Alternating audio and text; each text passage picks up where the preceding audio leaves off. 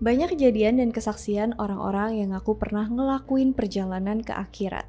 Kebanyakan dari orang-orang ini bisa dibilang mati suri atau dikasih anugerah penglihatan. Tapi yang paling terkenal dari semuanya adalah literatur klasik The Divine Comedy, Inferno by Dante.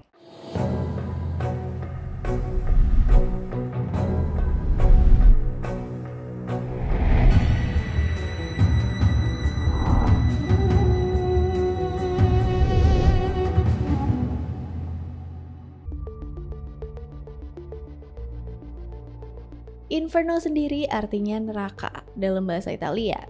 Inferno ini sebenarnya adalah salah satu dari 3 bagian puisi Divine Comedy yang ditulis sama Dante Alighieri. Karyanya ini juga dikenal sebagai La Divina Commedia. Seperti yang udah aku bilang, Divine Comedy ini adalah narasi puisi. Puisi doang kok bisa sampai heboh dan legend banget. Kenapa? Karena puisi ini tuh gambarin konsep perjalanan yang harus dilewatin sama manusia sewaktu meninggal. Aku yakin sebagian besar dari kita tuh sempat terbesit kayak kira-kira abis gue mati bakal ada apa ya? Apa yang bakal gue alamin? Apakah gue akan hilang gitu aja? Vanished into thin air? Atau gue akan menjalani sesuatu sesuai dengan konsep agama yang gue imani selama ini? Which is masuk neraka atau surga, tergantung sama amal ibadah dan perbuatan selama hidup. Tapi sebelum masuk surga atau neraka, pasti ada prosesnya dulu. Apakah gue akan say hi terus kongko sama Shinigami? Kalau di Katolik ada namanya api penyucian, tempat buat bersihin kita dari segala dosa. Kalau di mitologi Yunani, kan arwah bakal dijemput sama Thanatos, dianterin sama Hermes, lewatin sungai dulu barengan sama Karen sebelum masuk ke kerajaannya Hades. Nah, kalau sekarang aku ceritain pengalamannya si Dante dari POV-nya Dante. Kita bakalan diajak barengan sama Dante buat berpetualang lewatin 3 tempat di narasi ini, which is neraka, purgatory, api penyucian yang tadi, dan surga. Neraka, Inferno yang hari ini bakal aku bahas. Purgatory, Purgatorio nanti di part 2. Paradiso, surga yang nanti akan aku bahas di part 3. Tapi harap bersabar buat ketiga part ini ya, karena bakalan panjang-panjang banget. Yang Inferno ini juga sebenarnya akan aku bikin jadi 2 episode karena panjang banget, bisa 1 jaman kalau diterusin. Anyway, karena karya ini dibuat di abad ke-14, abad pertengahan atau Middle Ages, makanya kita bisa dapat penggambaran mengenai kondisi sosial di kala itu. Cuma ya bahasanya jadi agak susah untuk dimengerti. Karya ini juga banyak terinspirasi dari mitologi Yunani dan juga Roma. Jadi jangan heran nanti kalau misalnya kalian denger, loh ini ada di mitologi Yunani, gue tahu nih. Part 1, Inferno ini bakalan gambarin perjalanan Dante ngelewatin 9 lingkaran neraka. Neraka di sini digambarin sebagai 9 lingkaran siksaan yang terletak di dalam bumi. Cerita dimulai dari Dante yang bangun di hari Kamis Putih antara 24 Maret atau 7 April tahun 1300, tepat sebelum Jumat Agung, di hutan, dan dia nggak inget gimana caranya dia bisa nyampe di situ. Umurnya pada saat itu 35 tahun. Dia lihat ada gunung terang banget, jadi dia manjat pepohonan buat ke sana.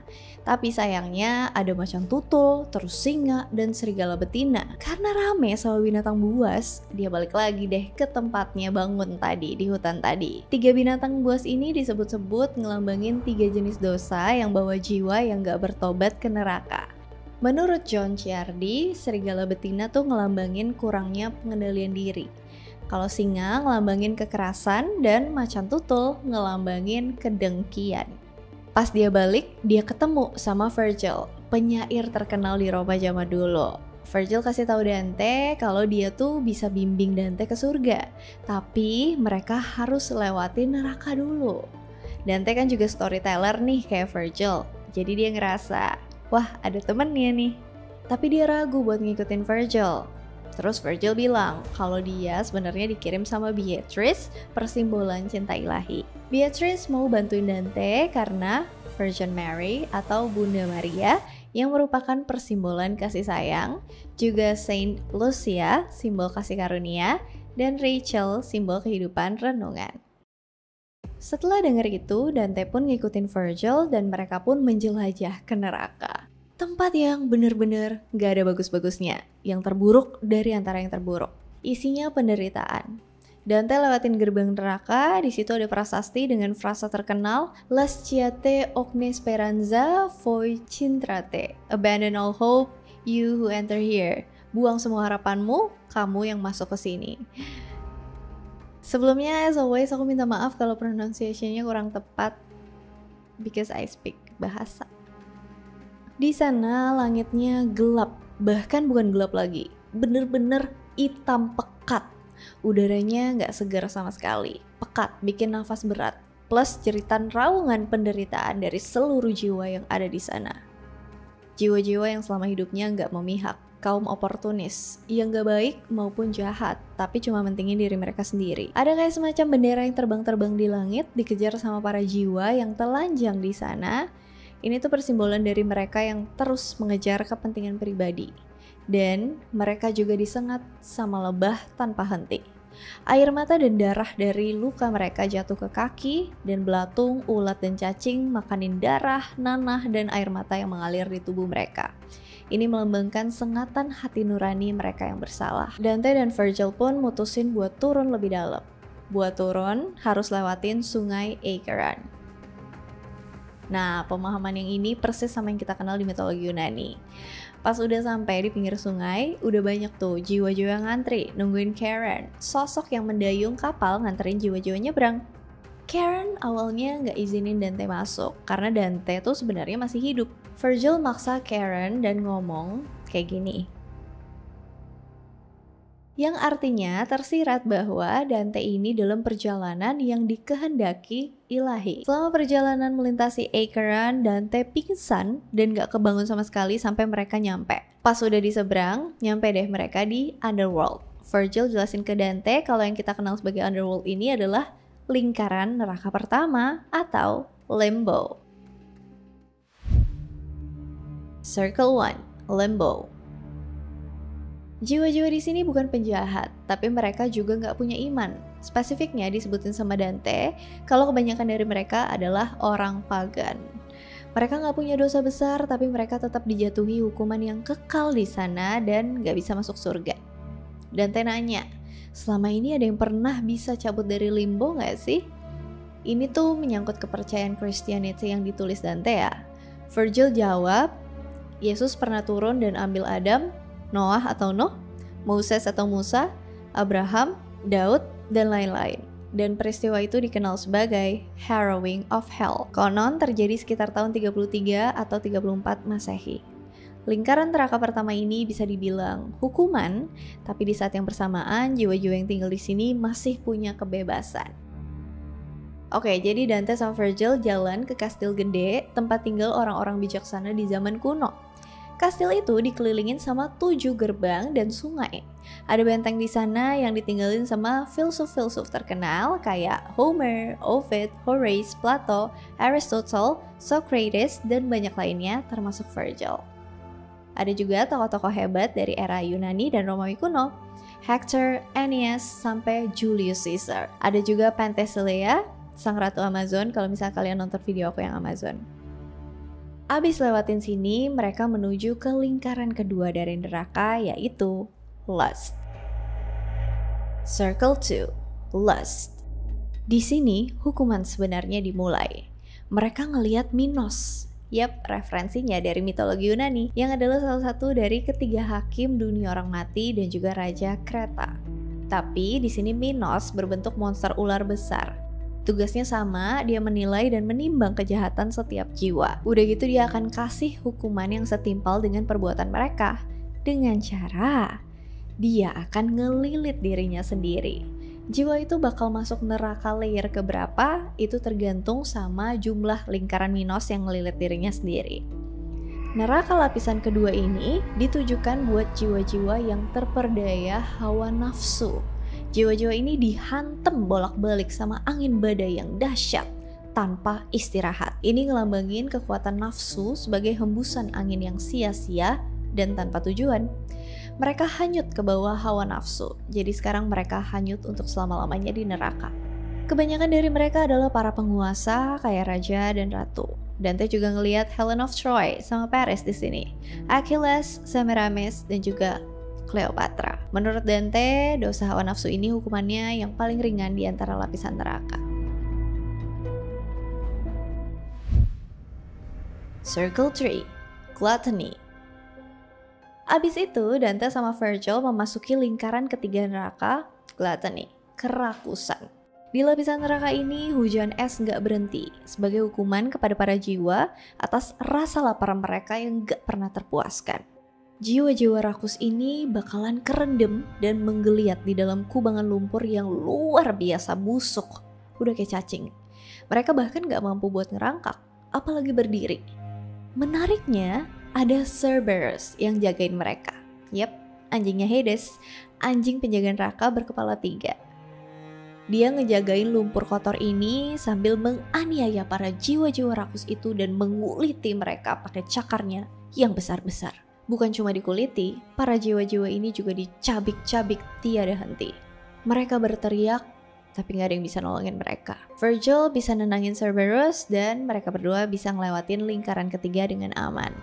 Mereka ngamatin beberapa jiwa-jiwa yang udah menderita lumayan lama di sini, dan jiwa-jiwa ini tuh udah gak berbentuk, of course, dan lebih kelihatan kayak cairan berbau tengik. Dante papasan sama salah satu jiwa yang udah gak bisa dia kenalin lagi, namanya Ciaco. Tapi Ciaco ngenalin Dante karena mereka satu tempat tinggal di Florence. Ciaco kasih tahu Dante prediksi atau nubuat mengenai politik. Ini adalah nubuat pertama yang dia dapetin neraka. Circle 4, Greed. Masuk ke lingkaran neraka keempat, Greed. Di sini Dante ngelihat suatu makhluk yang dikenal sebagai Pluto, dewa kekayaan. Kalau di mitologi Yunani, ini tuh Hades. Di lingkaran neraka keempat ini, orang-orang yang serakah dan cuma peduli sama barang-barang duniawi bakalan dihukum. Jiwa-jiwa ini dibagi ke dalam 2 grup. Grup yang pertama isinya jiwa-jiwa yang suka numpukin atau nimbun kekayaan mereka. Yang kedua, kebalikannya, isinya jiwa-jiwa yang boros banget, yang gak ngehargain apa yang mereka punya, dan ngabisin harta dengan sia-sia. Kedua grup ini dihukum dorong beban yang sangat besar pakai dada mereka ke atas bukit. Masing-masing grup di masing-masing sisi bukit. Pas pada udah nyampe ke atas, kedua grup bakalan ketemu dan adu argumen. Yang satu bakal bilang, kenapa lu suka buang-buang uang? Yang satunya bakalan bilang, kenapa lu suka nimbun uang?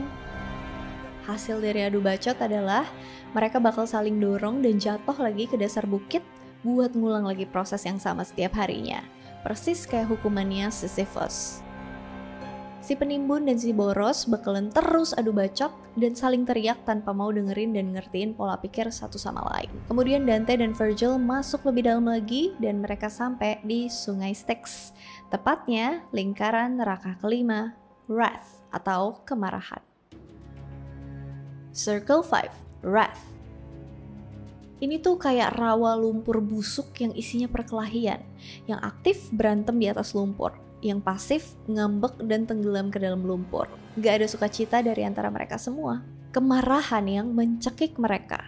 Isi dari lapisan neraka ini adalah kefrustasian. Setelah dari sana, ada kapal sama pendayungnya yang namanya Phlegyas. Dia berdebat sama Virgil karena dia ogah-ogahan bawa mereka. Tapi akhirnya dia ngangkut mereka juga ke sisi lain. Pas mereka lagi di perahu, tiba-tiba ada jiwa yang lompat dan megangin perahu mereka. Namanya Filippo Argenti. Dia ini rival politiknya Dante di Florence. Mereka berdua berdebat dan Dante malah nyumpahin Filippo supaya dia disiksa lebih lama di neraka. Dia bilang kayak gini, "In whipping and in grieving, a cursed spirit may you long remain." Abis itu dari kejauhan, Dante lihat menara tinggi merah menyala. Itu adalah kota Des. Isinya neraka yang jauh lebih dalam, dihuni sama orang-orang sesat. Gerbangnya dijaga sama fallen angels. Virgil sama Dante nggak boleh masuk ke situ sama para fallen angels. Boleh sih, cuma syaratnya Virgil nggak boleh balik lagi ke tempat asalnya. Jadi kayak udah masuk nggak boleh keluar. Singkat cerita, mereka tuh gagal masuk ke sana. Dante ngeri nih di sini, takut dia benar-benar nggak bisa keluar lagi dari neraka ini. Soalnya tour guide-nya aja bisa gagal juga ya ternyata. Dia mikirnya gitu. Terus dia nanya ke Virgil, "Bro, lu tuh sebenarnya sebelumnya pernah explore sampai sedalam ini gak sih?" Virgil jawab, "Pernah sekali." Tiba-tiba muncul Furies. Ini juga ada di mitologi Yunani ya. Isinya ada Alecto, Megaera, dan Tisiphone. Mereka nggak senang ngeliat Dante keliaran di situ dan manggil Medusa buat ngubah Dante jadi batu. Tapi Virgil lindungin Dante dan tutupin matanya. Gak lama kemudian ada malaikat yang dikirim dari surga turun. Dia pun ngamanin jalan masuk buat Dante dan Virgil, buka gerbang dan negur mereka yang menentang Dante. Mereka berdua pun masuk ke kota Hades. Disinilah lingkaran neraka ke-6 sampai ke-9. Lapisan ke-6 berada pas di dalam gerbang. Circle 6, Heresy. Disebut sebagai heresy. Ada satu komunitas yang dikenal sebagai Epicurean. Selama hidup, mereka percaya kalau tubuhnya mati, jiwanya juga ikut mati. Jadi mereka hidup ngutamain kesenangan aja. Ibaratnya hidup mereka tuh YOLO banget. Mereka hidup dengan keyakinan kalau pleasure atau kesenangan itu adalah jalan keluar dari semua rasa sakit dan ketidaknyamanan. Ironisnya, Dante dan Virgil nemuin mereka di lapisan ke-6 neraka, diikat di makam yang terbakar selamanya sebagai hukuman. Pas ditelaah, ada satu jiwa yang disiksa itu yang asalnya dari Florence. Dan lagi-lagi dia musuh politiknya Dante. Sebelum ninggalin lingkaran neraka ini, Dante sama Virgil nyium bau yang paling tengik yang pernah ada ngeresap dari neraka lapisan bawahnya. Baunya parah banget sampai mereka harus stop dulu. Circle 7, Violence. Virgil jelasin 3 lingkaran selanjutnya adalah tempat di mana dosa-dosa kekerasan atau kebinatangan dan penipuan atau kedengkian dihukum. Dan bakalan ada lingkaran-lingkaran di tiap lingkaran. Dalam satu level itu ada berlapis-lapis level. Bingung nggak? Gini, di dalam lingkaran selanjutnya ke-7, violence atau kekerasan, ada 3 lingkaran. Di lingkaran 7 strip 1 bakalan penuh dengan kekerasan yang dilakuin antara para jiwa. Di lingkaran 7 strip 2 bakalan penuh sama jiwa-jiwa yang ngelakuin kekerasan ke diri mereka sendiri, contohnya bunuh diri atau nyiksa diri sendiri. Dan di lingkaran 7 strip 3 bakalan penuh sama jiwa yang ngelakuin kekerasan ke Tuhan dan ke alam. Oke, jalanlah mereka. Sebelum masuk ke lingkaran ke-7, Dante dan Virgil turun lewat tumpukan batu tebing. Di sini mereka ketemu Minotaur. Lagi-lagi referensinya dari mitologi Yunani. Virgil jelasin ke Minotaur kalau itu tuh Dante, bukan Theseus musuhnya. Tapi Minotaur tetap nyerang mereka. Untungnya Dante sama Virgil bisa lolos karena cepat-cepat masuk ke lingkaran ke-7. Lanjutannya bakalan ada di episode 2 alias to be continued, so stay tune ya. Nextnya aku bakalan nyeritain dari lingkaran ke-7 sampai ke-9, dan di setiap lingkaran itu lapisannya tuh banyak banget gitu. Ada yang sampai 10, pokoknya banyak banget, so stay tune. As always, kalau misalnya ada mispronunciation, ada salah, ada yang kurang, ada yang mau di request, tapi tunggu part 2-nya ya. Tunggu episode 2. Boleh komen. Kalau misalnya mau lihat video-video aku yang lain, bisa cek playlist ya. As always, thank you so much for watching. Hope you guys like it and see you on my next video. Bye!